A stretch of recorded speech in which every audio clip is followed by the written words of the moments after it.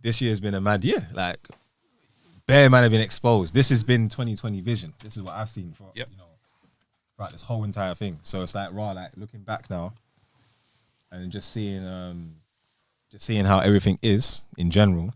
You know, what could you lot say? We start off with progressive. What's progressive this year in 2020? What could you lot say? Vicky? I would say mindset. I think everyone's mindset seems to have shifted a little bit. Well, I can't say everybody, but a lot of people's mindsets have shifted. I think people have opened their eyes to a lot of what takes place around them. I think they've been forced to. So things like the Black Lives Matter movement.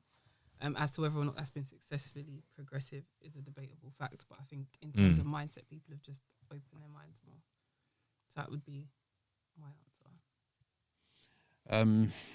A lot of people got brought back down to earth. You get me? So, like who? Who's rappers, you ain't making no more show money, so how are you really making money? And man's still talking about drip, but your mum's on furlough. So that's been exposed.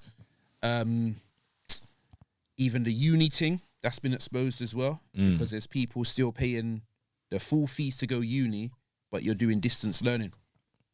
So really and truly, that should be like open university. That should be like you should be paying significantly less, but they're paying more money for uni than when I went. So it's exposed a lot of people as well, like you said. You all know who they are. They've all been exposed. Like, here's what it is. Also, another thing that we neglect to talk about, certain artists have been exposed for not having their money right in terms of spending the money on the right thing. You know, not trademarking your name, but there's pictures of you with Selfridges bags.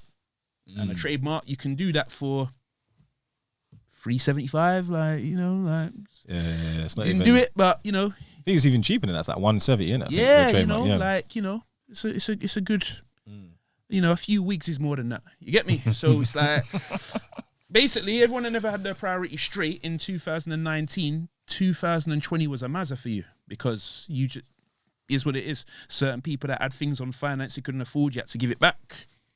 Certain people that only had one source of income, that was gone and you couldn't do anything else. Some of you really realised that your workplace was institutionally racist. You got your independent business on the side and no one said nothing. But now your companies put you on furlough and you're not allowed to do anything else outside of work, and they're onto you, they're checking your social media, and it's like, rah, she's got a lash business. Like, report that to HR. You get me? So now you're having to make an extra page that doesn't have your face on it, starting from scratch, and you're struggling to make the sales and that. It's just bare things been exposed, basically. Yeah, no, I hear that. I feel for me, just hold on, I think you might have to come in a little bit more way to Vicky. Yeah. No, come more close to Vicky a little bit. Yeah, perfect. Yeah. No, I think personally, for me, see, you're saying you asked us generally and you're talking personally. You see what you just did there? No, you don't get to do that. Let me do it generally then, yeah. Because we can do personal. But personal, we can do personal. Personal is different compared to general for me. But I would say generally, it's definitely been a funny year, because I'm laughing because it's like the amount of things that you've, like you said, about people getting exposed, the amount of things that I've seen, yeah. So even like with just like the whole beginning part of COVID, where you had all these pastors claiming they had a cure, innit? What? A cure for what? For COVID, innit? So I never saw this. Do you remember at the beginning that they had all them like videos going around and pastors said how they've got holy oil that can cure COVID and all that kind of stuff? But I see the memes sometimes. Like, I see funny videos like pastor, I don't know, he cures cancer by, I don't know, rubbing a woman's bottom or something. I thought they were jokes though. You see them little things there. Some of them are serious. The latest one I saw was like a pastor fighting in man's face or something like that. Yeah, that's like so when you say the pastor thing and cure, I mean, I just instantly think it's a joke. I think it's a meme. I mean, it was, for me, it was like, because obviously, I come from a Christian family, innit? So it's like, I'm not Christian myself, but it was like they were there. We know. They were there like, raw, like, what's going on? So they realized for them, having their church closed or having certain things not happening, it kind of brought them closer to their relationship with God, innit? So that's good. That's good. You know what I'm saying? Because it's like, you're not entertained by the foolishness inside other buildings and whatnot. Not to say that all churches are like that, but we all know already that sometimes it can be a distraction for some people. Yeah.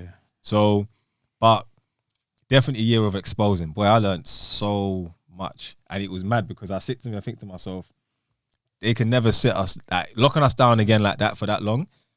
I think it's too much for them because basically everybody absorbed information from March all the way till June, enough to a point where they were able to understand and look at all the tricks and fuckery that was happening. So even if you were a man that never looked at conspiracies before, never looked at nothing, you had time to actually look at it. Do you see where I'm coming from? So when you're at home, you're sitting down there, you're thinking, like,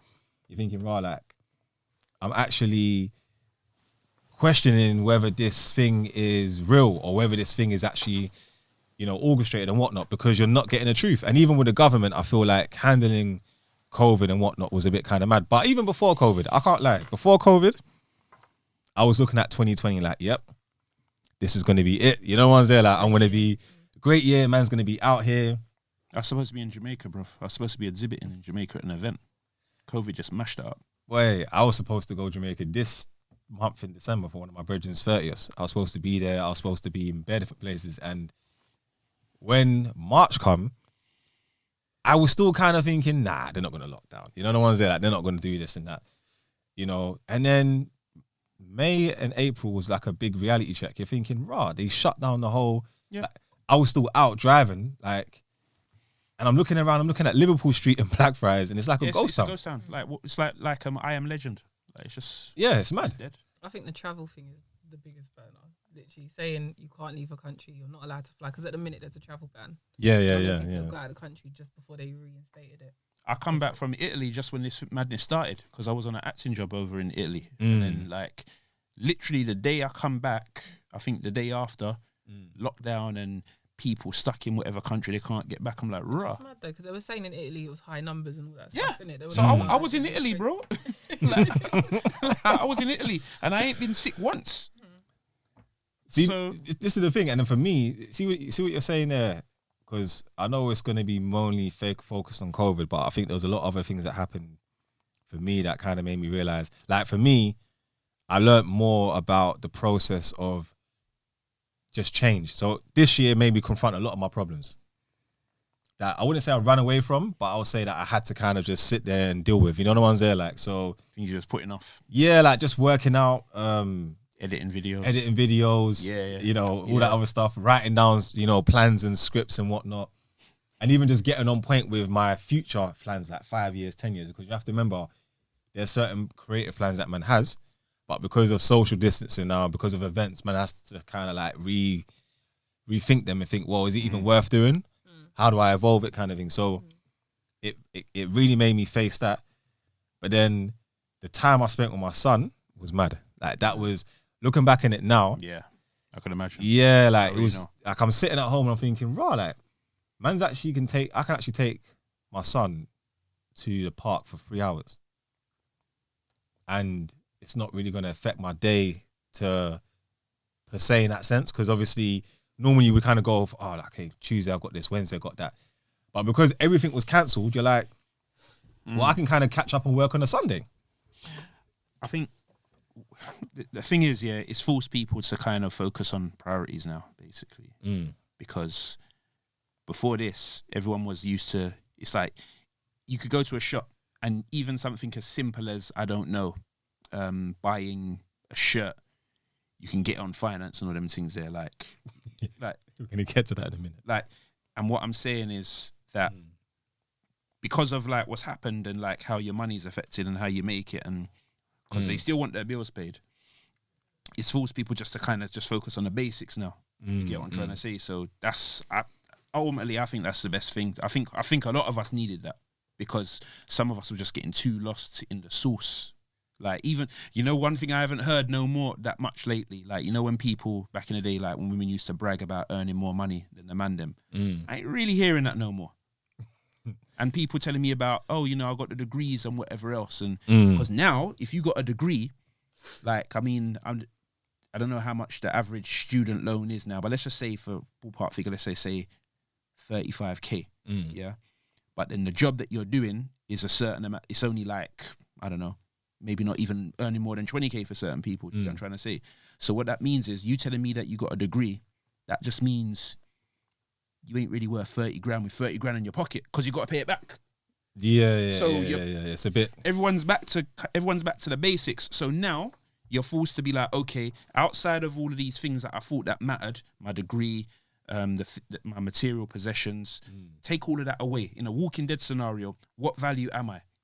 You get me? Like, can I do this? Yeah. Can I repair this? Do you have tangible skills as a person? Yeah. In general, if there's a room full of us and there's no food, do you even have the tools to go and hunt down a boar and do whatever else? You see, have you even got the stomach for that? See, this is the thing, yeah. 2020 did kind of kick in that survival mentality from what I could, from, you know, personally. If we're going to start talking personally, I'll say, or even generally, because we can say generally, because a lot of people, look how people are moving with the toilet roll. Yeah. You know what's there, like, moving. You know what's there, like that's an essential during survival and that's mad. But for me, generally, what I could see with people is that people are starting to kind of think more. Think, right, you know what, like, I'm being furloughed now. Cool. First 2 months is cool because you're thinking, oh, I don't have to work. I'm calm. Then the third month comes in. Then the fourth month comes in. And it's like getting close to August, certain jobs were like, you know what? You see the furlough thing? I might have to kind of just break you off for a little bit because we can't afford it. Yeah. And that as well, that exposes how much money do some of these companies really have. Yeah. How much money do they really have? And not even only that as well, because some of them have got money, but how much do they really care about you enough to say, raw, like... But in their defense, they might feel that way because they know that the reality is, you know, a lot of staff, they're not loyal to their companies like that. They'll leave. Like some people leave without even notice and all that. So you got to see it from the company's perspective as well. So that's true, but then there's a lot of companies that had staff that were permanent on pensions, on... Companies want to get rid of them. They always do. I look at my man. They don't even like paying maternity leave. What's his name again? Sir Philip Green. I swear the whole Arcadia thing's falling apart now. I think Topshop's gone. Yeah. Debenhams is gone as well. They've got some mad sales online now, boy. I'm like, raw. To be honest, oh yeah, they're trying to move this thing, bro. Had a lot of people like who own a lot of companies selling off their companies. Yeah, but I don't think it was solely down to the fact of they're losing money. It was just this is gonna make a loss. So let me cut my losses now. Yeah. Or before I make a loss, let me sell off and reinvest somewhere else. And I feel like that's what a lot of people did. Like I think it was Warren Buffett sold most of his shares online, in terms of businesses and whatever else he was investing in, and moved it all over to gold. Yeah. Something he said he would never invest in before. So it's like I think it was that case of people scrambling to be like, okay, actually, where's the money now? Where's the money going to be coming from? Yeah. I think it's definitely looked at financially as well. It's a conversation me and my brethren Karen were having the other day, and we were talking about the whole consumerism thing. And obviously, in this year, 2020, I kind of got to a point where I said, "Rah, should I really be bothered about buying clothes? Like, not when I say buying clothes, I mean in the sense of like buying fresh garments or fresh look, because I can't go anywhere. So I could buy clothes like a tracksuit or jumper, but I'm talking like, raw man's gonna get an official jacket or, you know, like some nice shoes, or I felt like, raw, like I can't really go anywhere. I mean, summertime you kind of got a break, you know, but you see where I'm coming from. I wish there was another woman here, because I know you're not going to say this. I wish there was another woman here that would say what you just said, because you know what I would say? So what, you're doing it to impress people then? What about all that talk about, I do it for me? What do you mean? You just said you're not buying no clothes? You know what? To be honest, speaking on the women's websites, like in terms of clothes and what's on there, because I checked it out Black Friday, I was like, let's see what's there. Everything's dropped down in price. I happily sacrifice buying new clothes on a regular basis. It's not a new thing for me. I only shop for people's birthdays and the occasional social gathering. I'm not going to lie, I've been shopping, but... but literally, when I was looking on there, all of them had moved their products were all loungewear. Loungewear was the biggest thing. Like on most websites, loungewear was going. Loungewear was not on a lot of. It wasn't on a lot of Black Friday sales. Cast arms. So literally, those are the things to me that were coming up. When you're looking for things to like go out, it was a bit tricky. They still had like the occasional wedding dress and bridal dresses. Obviously, people were still getting married, but outside of that, everything was just. It seemed to be loungewear. So I have a feeling people they still had reason to buy, because now you want to take nice pictures in your front room or on your balcony or in your bedroom. Because what me and Karen were talking about was that, like, how are you buying so much? Like, how are you spending so much money in consuming some of these name brands, but it's not really an investment. So, for example, if you're someone that always flies to these European countries by using EasyJet, why don't you just get shares in EasyJet? That way, it's like, in a sense, you're paying yourself because you're getting value out of what you're doing. Do you see where I'm coming from? So, if everyone did that, then I mean, well, yeah, cool. Obviously, not everyone's going to do that because not everyone sees the value in shares. But if you sit there and think about it and say, "Raw, like, man, it is forever on Amazon. Like, I'm always ordering on Amazon. Why not? Wouldn't it be, beneficial to get Amazon shares or something going on with?" No, I don't even send it. No. You see what it is? Because I'm an Amazon consumer, innit? I've got the Prime. I always use it for that, as already, tech stuff as well. And it's the quickest thing to order. Like, for example, like, I ordered something the other day. Basically, when Tier 4 kicked in, I was thinking, Christmas, I kind of want to get 1 or 2 little things here and there. When I realized that nothing's open, I went straight onto Amazon. You know what I'm saying? Like, and that was the most efficient way. It was. I even ordered something on Tuesday early morning, and they said it will come tonight. So I'm there thinking, for real, like, me and Karen were like, why can't we just have, like, you got to look at what we're really trying to do here. Well, this is what I'm saying. Yeah, you see the whole shares thing. Like, the shares thing, it looks more attractive when there's more consumers propping it up. But if everyone got shares and done that, instead of being a consumer, then you be a share, you be a part owner of a company that's selling nothing. So I'm very careful in terms of the whole chastisement sometimes we give to some people, saying, instead of buying Jordans, like, get shares in Nike. Shut up, man, you're exaggerating. Like, it's not that deep. Like, don't get me wrong, you can do that as well. But it's like, if everyone literally did it. But everyone is not.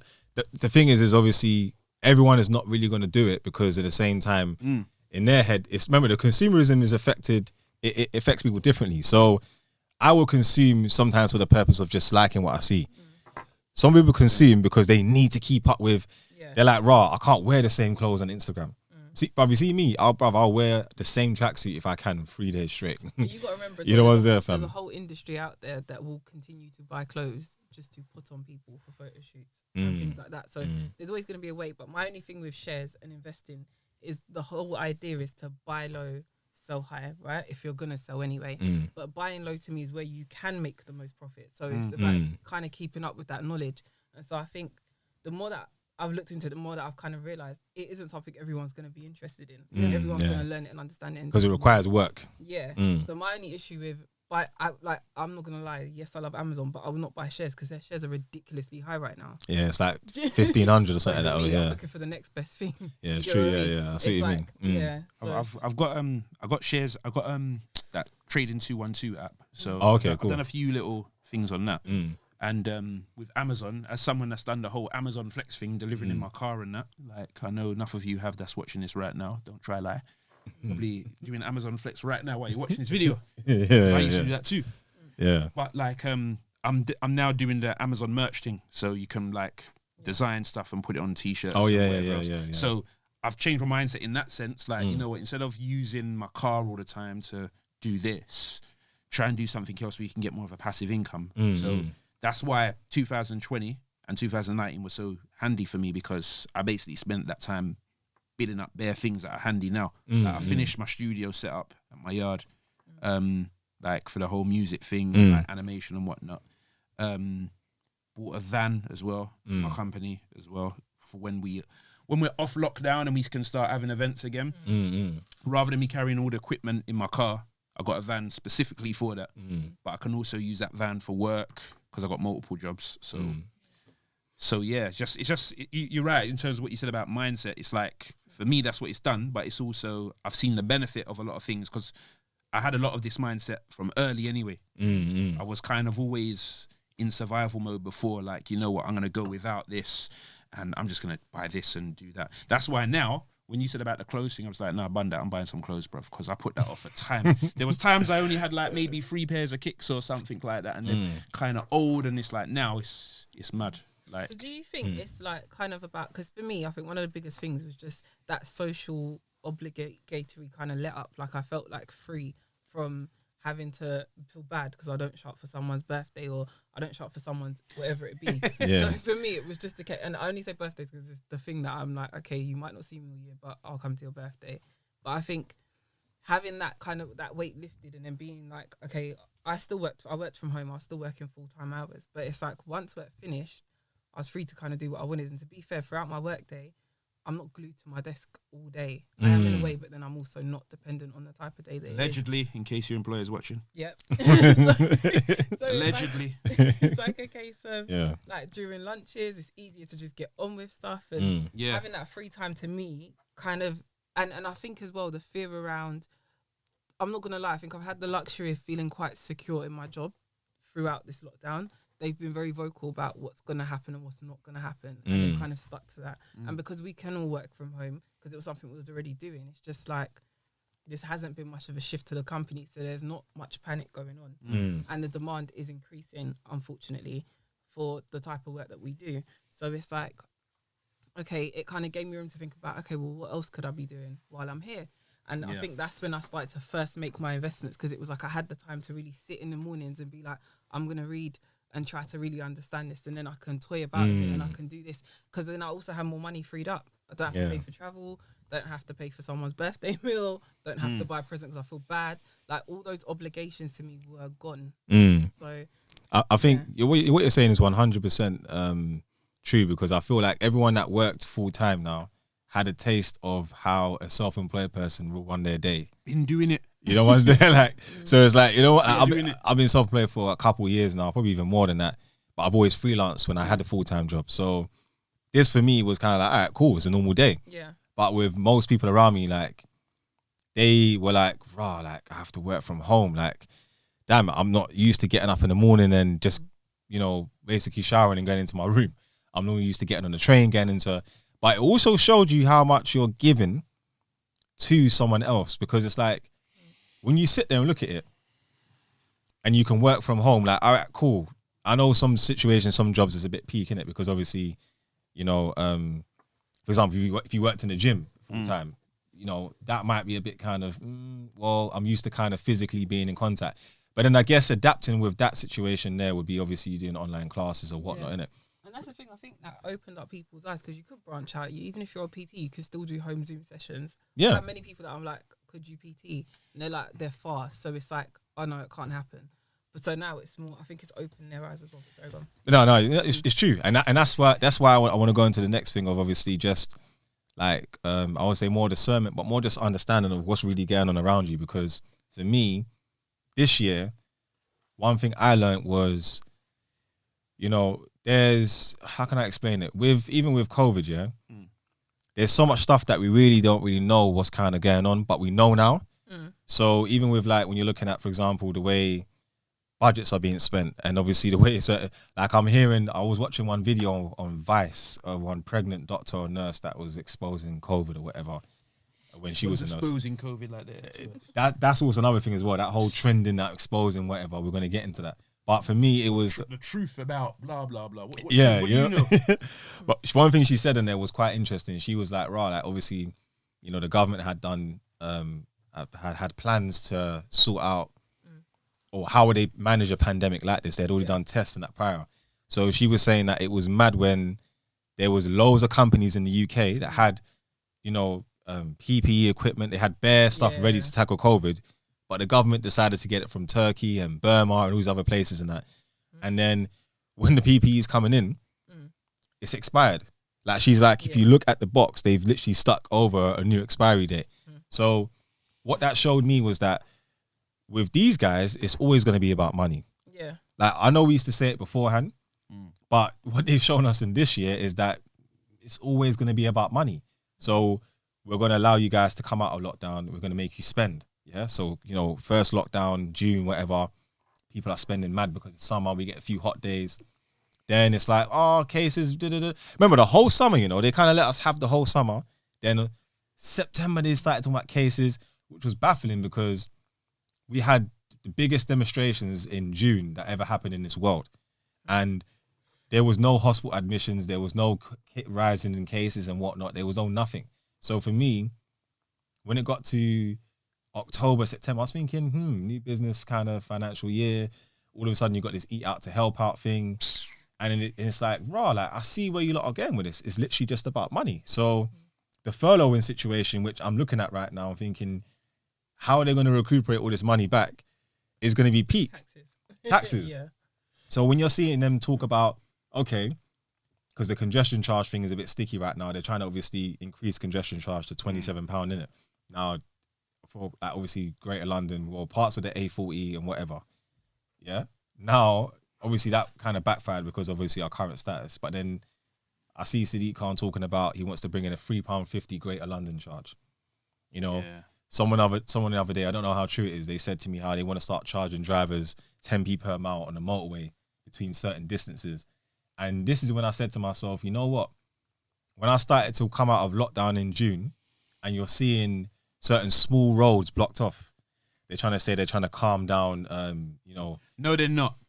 Them little roads there, yeah. You see, let me tell you about them roads there, because I've been getting mad anxiety when I'm driving. I see the little sign, like the little circle around the car and the truck, and it's like the minute I see that, I'm not driving it. Yeah. Because I know what happens. They'll let you go through. There's a camera, but then you're getting a fine because I had to pick up a part for my van from the Citroen place in Croydon one time. But when I phoned the guy, I said, I want to pick up this part and blah, blah. He said, yeah. And he said, by the way, if you come from this side of the road, blah, blah, blah, be careful because they do charge you if you go through there. They'll kick you with a fine. So I just said, you know what? Let me just park in Lidl and I walk the rest of the way, bruv. Like all them little things there. So certain places, the minute I see that sign and the flower pots, I don't even go in there. This is the thing. And you got to ask yourself and say, like, why is that necessary now? If we are supposed because they want to try and catch you on a sly to get the peas. But see, this is another thing. In a way, it's a good thing because now it just means anyone watching this, if you're my brethren, I'm cool, but I ain't picking you up. Sorry. Learn to drive or get the bus in it. Like, it is what it is. Well, I'll drop you. Uber, or that. But the days of picking people up, it's done. And guess what? This is even better reason to buy a 2-seater because I don't need to care about no one. You see, even that touching on Uber, the gig economy this year, I think, blew. I feel with Uber, people are saying obviously they lost out, fair enough, but then a lot of Uber drivers went on to Uber Eats. Yeah, and a lot of people with like 5 Series BMs are doing Uber in the little... Right, you know what I'm saying? Like... some of the cars I've seen doing Uber, I'm like, right, it's like, even Amazon, there was one time, before this happened, I was seeing like some nice 2-seater Mercedes and they're doing Amazon flexing. I'm like, that don't seem right, dog. It's because they're realising... Them rock. They got enough money. That as well, and not even only that, it's like a lot of like girls that I knew that were pregnant or had children earlier this year and whatnot, they were realising, like if my partner's at home working from home or he's been furloughed, for example, why can't I go out there and do 4 hours and earn a quick £50? You see where I'm coming from? Yeah, boy, that's not the only thing they're doing when they're leaving the yard, though. Still, let's be honest. We don't need to get into that. That's the next thing, you get me? That's the next topic. But for me, I saw the gig economy blew, and I feel like now, like there was a shame kind of around doing food deliveries or doing package deliveries. Yeah. But now it's like, because I was telling my original other day, it was like, them moped drivers on delivery, they earn £150 a day easily. Because for them, when you look at, especially like we look at these times, for example, where it's lockdown, especially Christmas, like this New Year's Eve is probably going to be the busiest night for them because no one is going out to eat at any restaurant. All restaurants are shut. Yeah. 2, no one wants to go out on New Year's Day either. So they're going to order double the amount of food. Yeah, but you know who's really winning? Who? And now they can stop pretending that they're too good to do it. Women that cook. You're winning right now. You don't need to be ashamed of staying in the yard and cooking. But you know what? There was a point where I think it was, April, literally, I couldn't get rolling pins, man couldn't get flour, and man couldn't get... The baking thing was going sky high. Like everybody was baking. Make cakes and cookies and everything there. Yeah, that's good. No, trust. And this for me, this is what I'm saying. I'm saying, like looking at that side of things where you're now looking at things and thinking, you know what? Cool. Like I know people that were furloughed from their old job that sacked them, but they were furloughed until June, knew that they were losing that job, got a job in May, and now they're calm. So it's like the furlough was just, you know, ones they like back them up. Yeah. And it's not just that, and it's not just a cooking thing as well. Even with me, like I've been doing a lot more like work on my cars and stuff like that. So it's like I bought a new bumper for my car the other day. I'm waiting for it to get delivered, I'm going to be replacing that myself. You get what I'm trying to say? Because taking your car to a mechanic sometimes just gets techie. Sometimes they're overbooked, or some of them are closed and blah, blah, blah. Like, they're allowed to stay open because I think they're classed as key workers. But generally speaking, when I wanted to get a clutch changed on my van, for example, I just got a mobile mechanic. Like, I'm seeing a lot more of them popping up. Like, they'll pull up to wherever you are and they'll work on the car. Obviously, the better setup you got, like if you've got a driveway or something, then you're calm. So, but I think one of the things I'm hearing is I feel like I like the fact that people are becoming more creative. Like, they're branching out a bit more from what they usually do. Do you really believe that women are ashamed of cooking? No, I was joking. No. Drizzly.